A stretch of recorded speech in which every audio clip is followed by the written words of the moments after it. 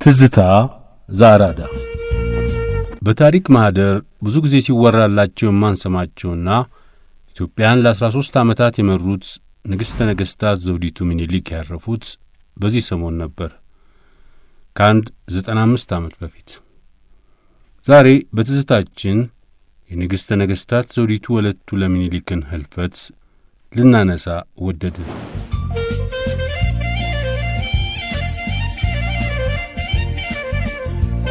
በ1866 ዓመተ ምህረት የተወለዱት ጉግሳ ኦሌ የእቴጌ ጣይቱ ታናሽ ወንድም የራስ ኦሌ ብጡል ልጅ ናቸው። በ1892 ዓመተ ምህረት ባክስታቸው በጣይቱ ብጡል ፍላጎት 2 ጊዜ ብቻ ጋብቻ ፈጽመው ከፈቱ በኋላ የአጼ ምኒልክን ልጅ ወይዘሮ ዘውዲቱን እንዲያገቡ ተደርጎ የራስ ወርቅ አስረው የጎንደር ጠቅላይ ገዢ ሆነው ተሾሙ።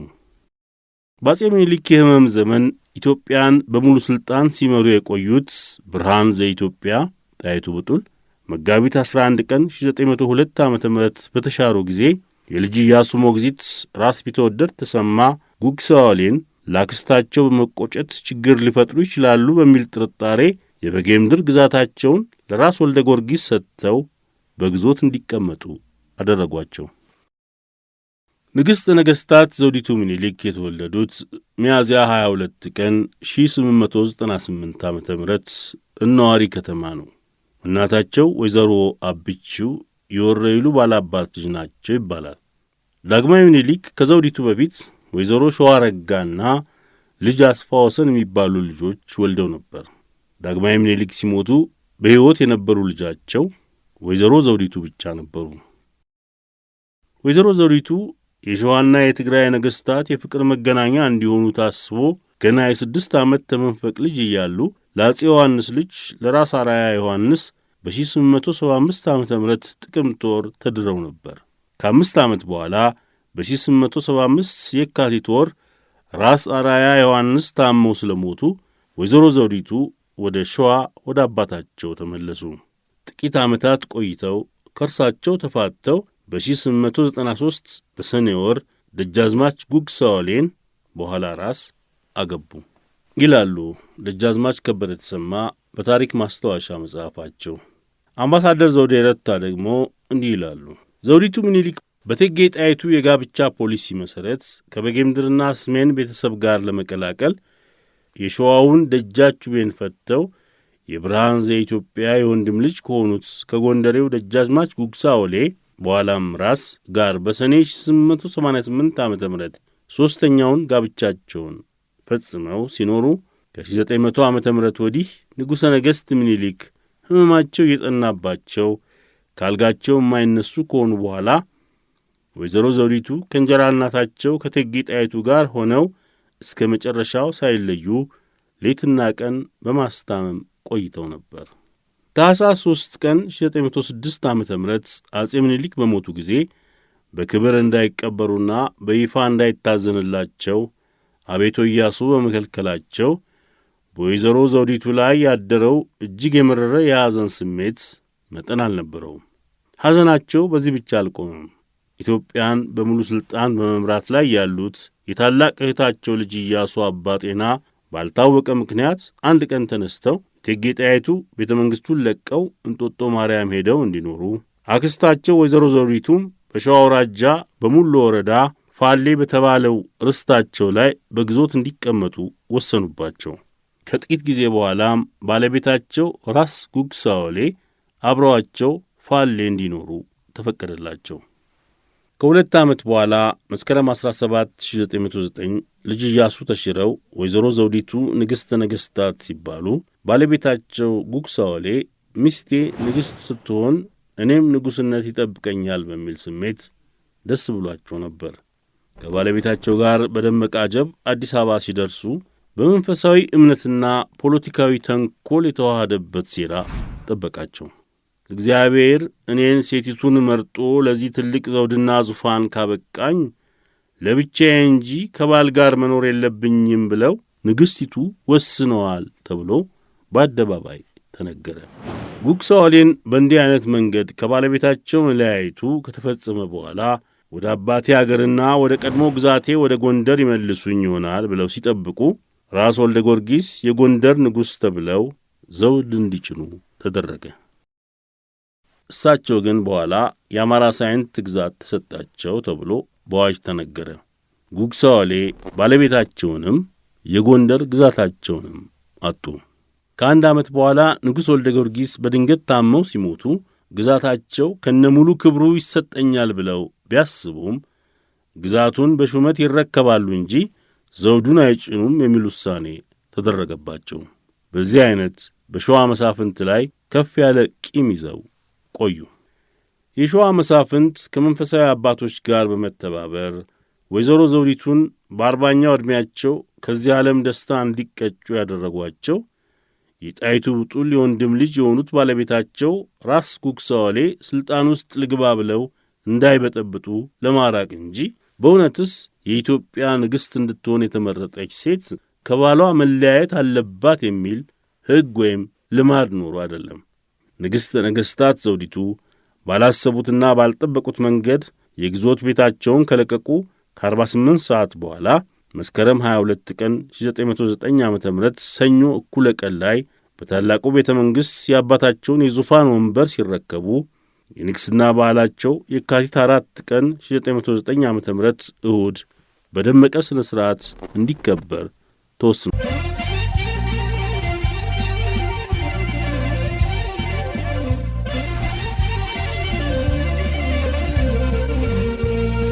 ወይዘሮ ዘውዲቱ ከአባታቸው ከንጉሥ ምኒልክና የወረኢሉ ባላባት ልጅ ከሆኑት ከእናታቸው ከወይዘሮ አብቺው ሚያዝያ 22 ቀን 1868 እነዋሪ ከተማ መወለዳቸውን ደጃዝማች ከበደ ተሰማ በማስታወሻቸው ላይ ገልጸውልናል።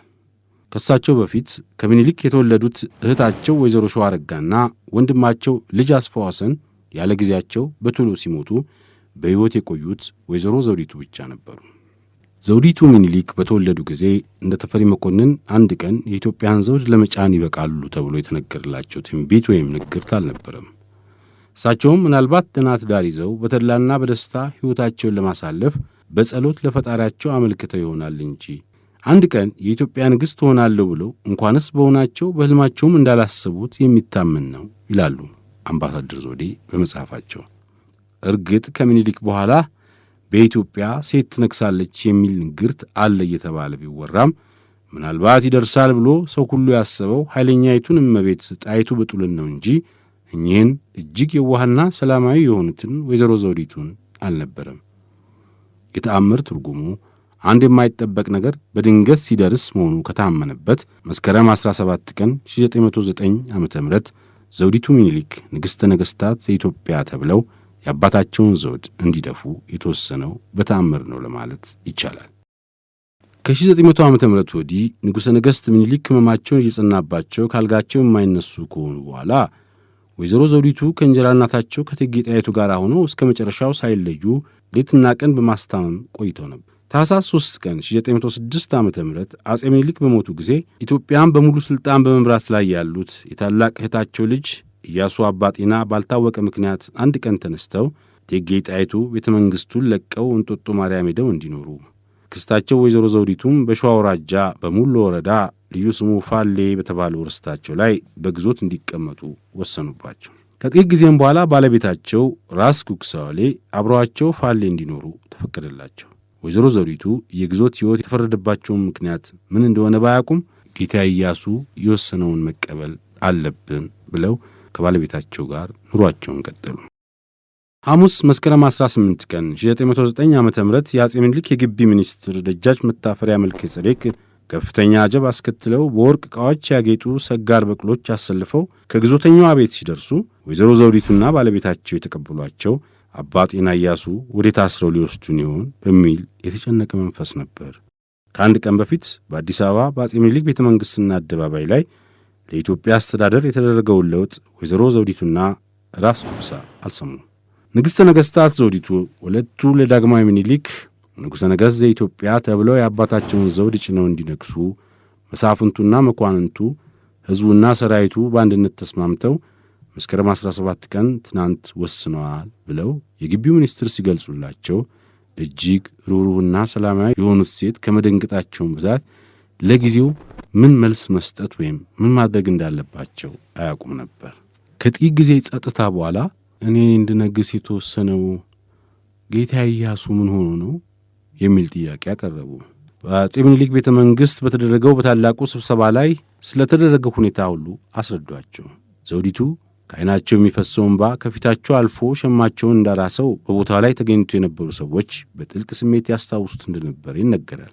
በዚያን ሰዓት ብዙዎቹ እንደታዘቡት ወይዘሮ ዘውዲቱ በአንድ በኩል ለአባታቸው ቦታ መታጨት ምን ያህል ከባድና ከአቅማቸው በላይ መሆኑን በማሰብ እየተጨነቁ፣ በሌላ በኩል ደግሞ በታላቅ እህታቸው ልጅ በአቤቶ ኢያሱ ላይ የደረሰ ሁኔታ እያሳዘናቸው እንባቸው አልታገድ ሲላቸው፣ ባለቤታቸው ራስ ጉግሳዋሌ ደግሞ የንግሥቲቱ ባል በመሆን የዘውዱ ሥልጣን ፈላጭ ቆራጭ ሆናለሁ በሚል ተስፋ እጅግ ፈንድቀው ይታዩ ነበር። የአዲስ አበባው መስከረም 17 ቀን ጉባኤ ባደረገው ውሳኔ መሠረት ወይዘሮ ዘውዲቱ ንግሥተ ነገሥታት ተብለው ዘውድ ቢጭኑም ለመንግሥቱ አመራር ባለሙሉ ሥልጣን እንደራሴው አልጋ ወራሹ ራስ ተፈሪ መኮንን መሆናቸውን ጉግሳዋሌ በትክክል አልተረዱም ነበር። ይህ ብቻ አይደለም። ቅዳሜ መስከረም 20 ቀን ወይዘሮ ዘውዲቱ የግዞት መኖሪያቸውን ለቀው እጅግ በደመቀ አጀብ ከመናገሻ ከተማቸው አዲስ አበባ ሲገቡ ራስ ጉግሳ ሌላ አስደንጋጭ ዜና እንደሚጠብቃቸው አላወቁም። ንግሥተ ነገሥታት ሆነው የአባታቸውን ዘውድ የሚወርሱት ወይዘሮ ዘውዲቱ ምኒልክ ከእንግዲህ ወዲህ ሕይወታቸውን ለኢትዮጵያ ለአገራቸውና ለሕዝባቸው ደህንነት ሰውተው ከምድራዊ ዓለም በመራቅ በጾም በጸሎቱና በንጽሕና መኖር ስላለባቸው ከባለቤታቸው እንዲለያዩ በታላላቆቹና በሃይማኖት አባቶች ተወስኑባቸዋል።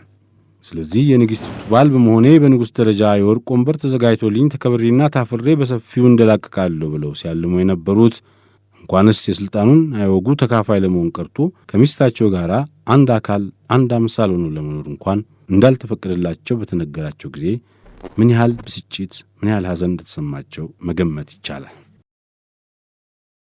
የሸዋ መሳፍንት ከመንፈሳዊ አባቶች ጋር በመተባበር ወይዘሮ ዘውዲቱን በ40ኛው ዕድሜያቸው ከዚህ ዓለም ደስታ እንዲቀጩ ያደረጓቸው የጣይቱ ብጡል የወንድም ልጅ የሆኑት ባለቤታቸው ራስ ጉግሳዋሌ ሥልጣን ውስጥ ልግባ ብለው እንዳይበጠብጡ ለማራቅ እንጂ በእውነትስ የኢትዮጵያ ንግሥት እንድትሆን የተመረጠች ሴት ከባሏ መለያየት አለባት የሚል ሕግ ወይም ልማዱ ኖሮ አይደለም። እርግጥ በቀድሞ ዘመን በአንዳንድ አገሮች ታሪክ ላይ እንደታየው ሴት ከነገሰች በኋላ ባል አማርጣ ለማግባት ከፈለገች የዘውድ ምክር ቤት በብዙ ይጨነቃል። ይህንንም የሚያደርግበት ምክንያት በዘመኑ በነበረው አስተሳሰብ ንግሥቲቱ በአገር ጉዳይ ላይ ከፍተኛ ሥልጣን ያላት በመሆኗ አንደኛ ባል ስታገባ ልቧ በፍቅር ተነድፎ ያለባትን ከባድ ኃላፊነት ችላ ትለዋለች በሚል ስጋት ሲሆን፣ ሁለተኛ ደግሞ ባልየው የሚስቱ ፍቅር መሳሪያ ሆኖት በሥልጣን እንዳይጠቀም በመጨነቅ ነው። ሆኖም የዘውድ ምክር ቤት ለማከላከል የሚያደርገው ጥረት ሁልጊዜ አይሳካለትም። ታላቋን ብሪታንያ ለ64 ዓመታት የገዙት ዝነኛዋ ንግሥት ቪክቶሪያ በ1873 ዓ ም በነገሱ ጊዜ ባል አልነበራቸውም። ዘውድ በጫኑ በሦስተኛው ዓመት የቅርብ ዘመዳቸው የሆነውን አልቤር ደሳቅስ ኮቦርግ የተባሉትን መስፍን ለማግባት ሲወስኑ የዘውዱና የሎርዶቹ ምክር ቤቶች አባሎች ኃይለኛ ተቃውሞ አድርገውባቸው ነበር። ነገር ግን ንግሥት ቪክቶሪያ ኃይለኛ ሴት ስለሆኑ የማንንም ሐሳብ አልቀበልም ብለው የፈለጉትን ሰው አገቡ። በዚህ ምክንያት የባልየው አማካሪነት እጅግ እየናረ ብዙ ችግር ተፈጥሮ ነበር። ይሁን እንጂ የንግሥቲቱ ባለቤት የዕድሜ ጸጋ አላገኙም። በተወለዱ በ42 ዓመታቸው ሞቱ። ቪክቶሪያ ግን የሚወዱት ባላቸው ከሞተባቸው በኋላ ሌላ ምንም ዓለም የለኝም ብለው ለ42 ዓመታት ቆይተው ነበር ያረፉት።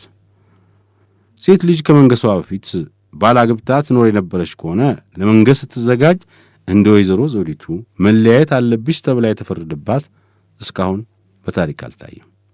ይልቁንም ቀደም ብላ ትዳር የያዘች በመሆኗ መልካም ግምት የሚሰጣት ከመሆኑም በላይ የንግሥናዋ በዓል በሚከበርበት ዕለት ባለቤቷ እጅግ ከፍ ያለ ፕሮቶኮል ተሰጥቶት የሥነ ሥርዓቱ ተካፋይ ይሆናል። እንዲሁም ልዑል ተብሎ የአንድ ትልቅ አውራጃ መስፍን ሆኖ ይሾማል። ራስ ጉግሳዋሌም ይህን የመሰለው ድል ሊሰጣቸው ይገባ ነበር ለማለት ይቻላል። ለወንድ ንጉሥ ግን ሚስት ሳያገባ የነገሰ እንደሆን በቶሎ የሕይወት ጓደኛ ይዞ እንዲኖር ብርቱ ጥረት ይደረጋል። የዘውድ ምክር ቤቱም ለንጉሡ የምትታጭለትም ወይም ንጉሡ ወዶ የሚያጫት ልጃገረድ የዘር ሐረጓ ከየት ተያይዞ እንደመጣ የቤተሰቦቿ ምግባርና ጨዋነት፣ አስተዳደርና ጠባይዋ እንዴት እንደሆነ መርምሮ ካጣራ በኋላ በማናቸውም ረገድ አስፈላጊውን የምትሟላ ከሆነች ጋብቻውን በቶሎ እንዲፈጽም እርምጃ ይወስዳል። ነገር ግን የታጨችው ሴት ባልቴት የነበረች ማለትም አግብታ የፈታች ወይም ደግሞ በዜግነቷም ሆነ በዘሯ የውጭ አገር ተወላጅ ከሆነች የዘውድ ምክር ቤቱ ጋብቻዋን ለማገድ ጊዜ አይወስድም። 1936 ዓ.ም እንደ አውሮፓ አቆጣጠር ኤድዋርድ 8ኛ የተባለው የእንግሊዝ ንጉሥ የንግስ በዓሉን ባከበረ ዓመት ባልሞላ ጊዜ ውስጥ በጣም የሚወዳትን አሜሪካዊት የሆነች ሴት ከዚህም በላይ አግብታ የፈታች የሕይወት ጓደኛዬ ትሆንልኝ ብሎ ሲነሳ የዘውድ ምክር ቤቱ ብቻ ሳይሆን መንግሥትም ተባብሮ ከለከለው። ንጉሡም የምወዳትና የመረጥኳትን ሴት አታገባም ካላችሁኝ ዘውዱ ያውላችሁ ብሎ ለቆ ወጣ። በወይዘሮ ዘውዲቱ ምኒልክ ላይ የደረሰው ደግሞ ከእነዚህ ሁሉ የተለየ ነው። ለንግሥትነት ከመታጨታቸው በፊት በይፋ አግብተው አብረዋቸው የኖሩ ከነበሩት ባለቤታቸው እንዲለያዩ ተደርጓል። ይሁን እንጂ ወይዘሮ ዘውዲቱ እንደ ንጉሥ ኤድዋርድ 8ኛ ባሌን ከማጣው ዘውዱ ይቅርብኝ አላሉ። በአገራችን ባህል ታላላቅ ሽማግሌዎችና የሃይማኖት አባቶች የሚሰጡትን ትእዛዝና ምክር መፈጸም ግዴታ ስለሆነ ዘውዲቱ ምኒልክም የተወሰነውን አሜን ብለው ተቀብለዋል።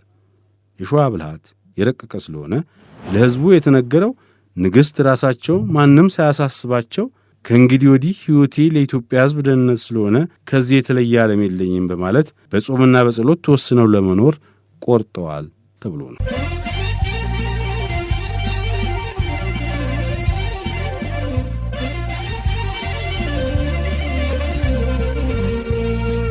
በኢትዮጵያ የፈረንሳይ ባለሙሉ ሥልጣን ሚኒስትር ሞሪስ ደኮፔ ከአንድ የታመነ ሰው አገኘሁት ነው ብሎ ኢያሱ ተደብቀው በነበረበት ጊዜ ለአክስታቸው የጻፉትን ደብዳቤ ቃል እንደሚከተለው አቅርቦታል። የምወድሽ አክስቴ፣ እኔ በአንቺ በምወድሽ አክስቴና እናቴ ላይ አንዳች ቅሬታ የለኝም። የአያቴንና የአባትሽን የሚኒልክን ዘውድ መያዝሽ የተገባ ነው ብዬ ከልቤ አምናለሁ።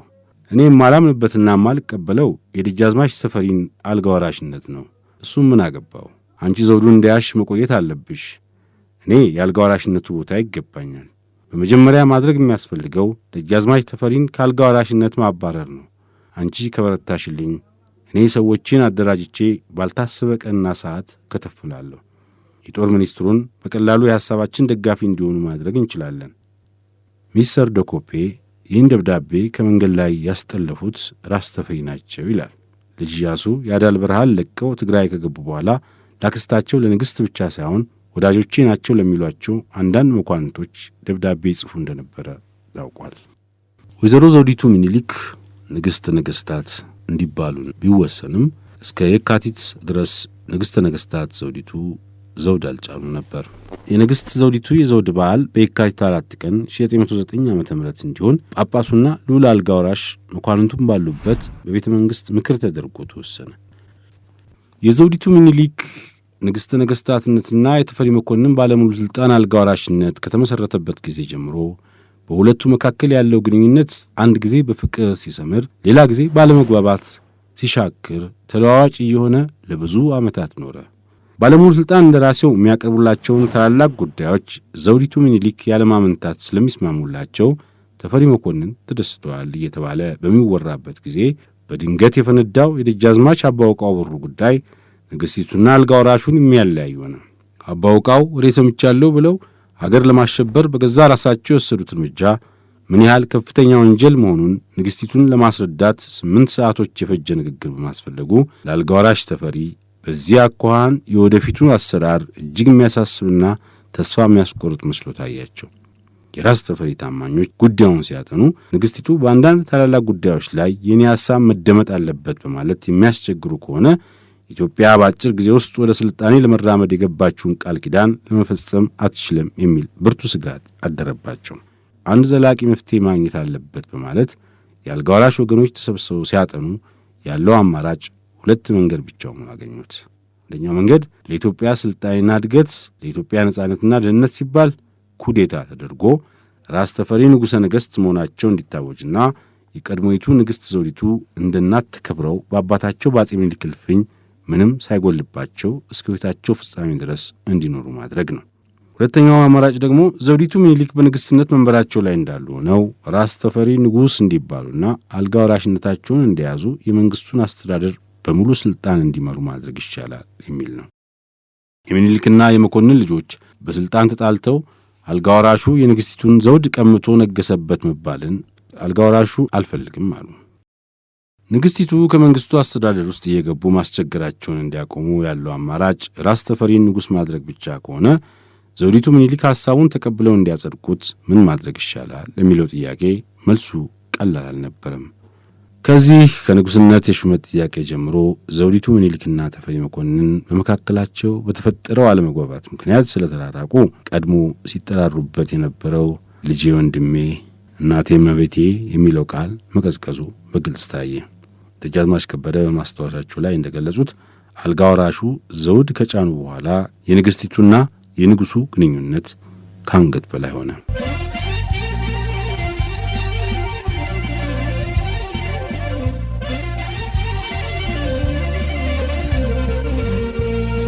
መስከረም 27 ቀን 1921 ዓ.ም አልጋ ወራሽ ተፈሪ ንጉሥ ተብለው ዘውድ ሲጭኑ ለራስ ጉግሳ ዋሌ ትልቅ እንቆቅልሽ ሆነ።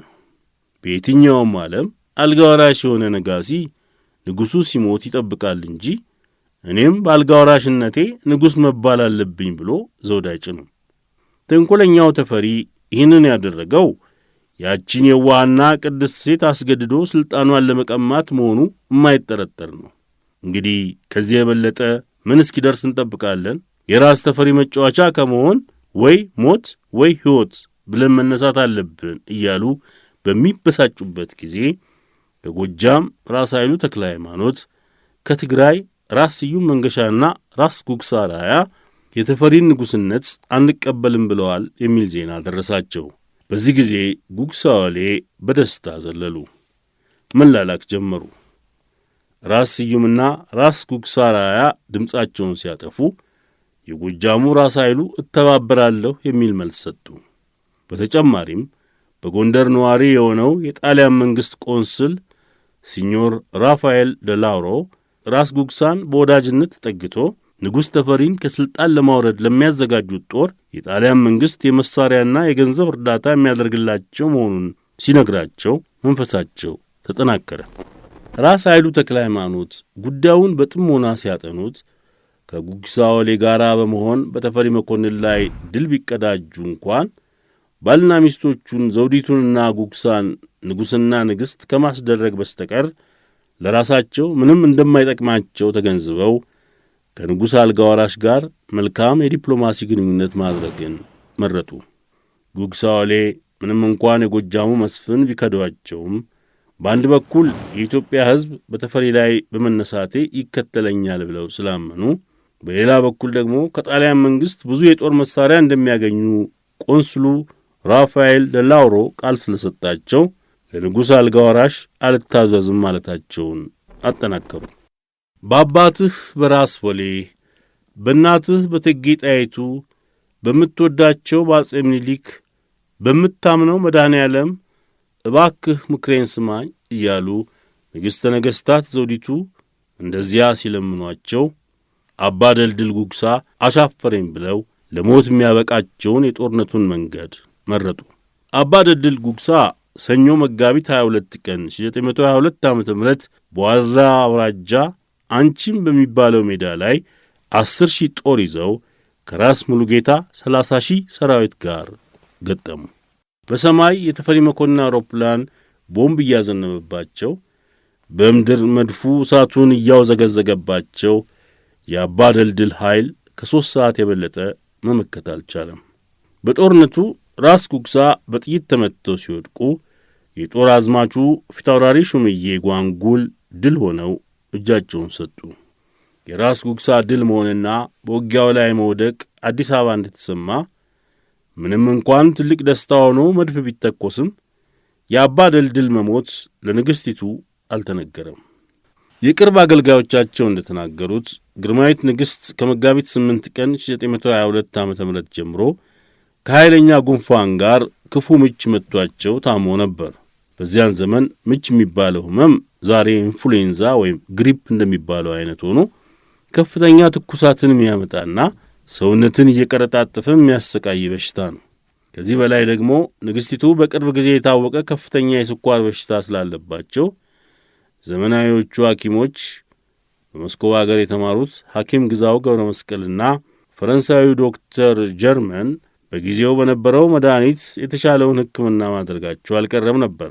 እንደሚታወቀው የመጋቢት ወር የአብይ ጾም ጊዜ ስለነበረ የንግሥተ ነገሥታት ዘውዲቱ ጾሙና ጸሎቱን በማብዛት ጥቂት ውሃ የሚጎነጩትና ጥቂት እህል የሚቀምሱት በቀን አንድ ጊዜ ከቅዳሴ በኋላ በ10 ሰዓት ብቻ ነበር።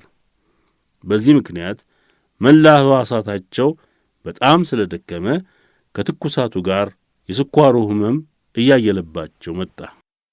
ንግሥት ጾሙን ገድፈው ወተት እንዲቀምሱ እጅግ አስፈላጊ መሆኑን ሐኪሞቹ ስላመኑበት የመንፈሳዊ አባቶች እርዳታ እንዲያደርጉ ተጠይቀው ነበር። ይህን ሐሳብ ንግሥትም ቄሶችም አንቀበልም አሉ። ሕመማቸው እየተባባሰ ውሎ በዚህ ዕለት ከቀኑ 8 ሰዓት ላይ ሕይወታቸው አለፈ። የ14 ዓመት የኢትዮጵያ ንግሥተ ነገሥታትነታቸውም አከተመ። ስለ ዘውዲቱ ምኒልክ አሟሟት በዚያን ጊዜ ውስጡን የተሰራጨው አንድ የተለየ የአፍ ታሪክ አለ። ይኸውም ማክሰኞ መጋቢት 23 ቀን 1922 ዓ.ም የአዲስ አበባ የቤተ ሳይዳ ሆስፒታል ሐኪም የነበረው ስዊድናዊው ዶክተር ሃነር ተጠርቶ መርፌ በመውጋት ሕይወታቸው በቶሎ እንዲያልፍ አድርጓል የሚል ነው።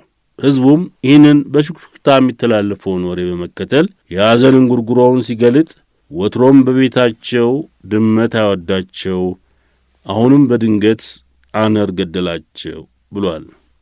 የተወራበት ሐኪም ሃነር ስለሆነ አነር ከተባለው የድመት አውሬ አጠራር ጋር የሚመሳሰል በመሆኑ ነው ይላሉ አምባሳደር ዘውዴ።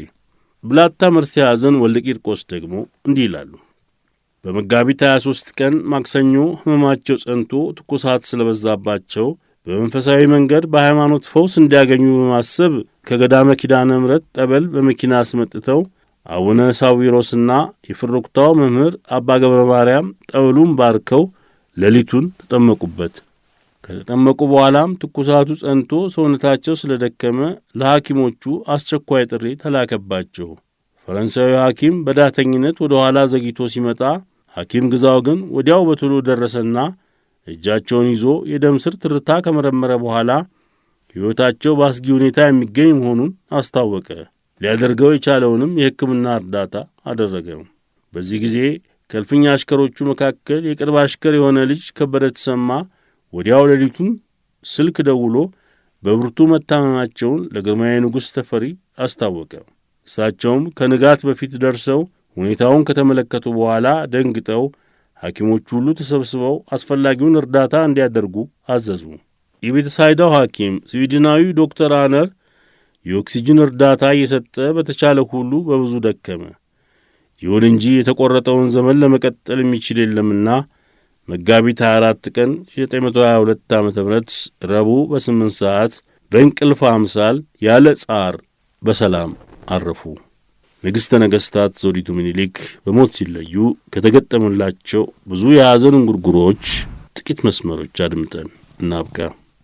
ዘውዲቱ ምኒልክ የካህናት ተድላ ሞተች ተቀበረች እርሷም እንደሌላ መቀነቴ ጠፋ ራቤ በልቶታል ይህን ለግርማዊት ማንስ ይነግራታል?